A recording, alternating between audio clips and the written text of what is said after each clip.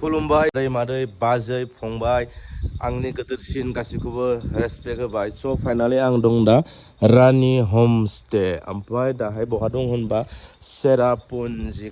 खाथियाव दङ लोगोफोर नोंथांमोननो सेरापुन्जि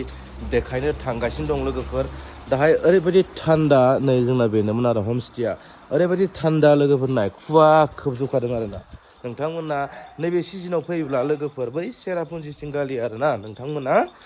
एसे गुदुं सि गानना फैबानो जाबाय आरो बेखौनो आं शेयार खालामदों स' नोंथांमोना दा नैबे एपिसडखौ नायनायनि उनाव नोंथांमोननाव आरो देखायलांबाय थागोन नङा होमबा बायदिसिना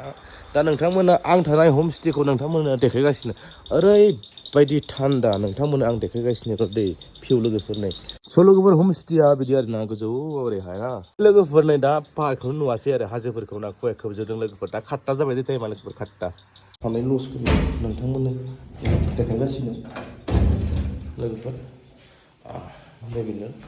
जोंना लसआ गाइस नोंथांमोना आं लस देखायगासिनो आं थांनायखौ बेयाव जोंहा फंबायमोन दं गुड मर्निं दाग्राफोर फंबायमोनखौ देखायबोथ'ला स' लोगोफोर नैबेनो आरो रुमा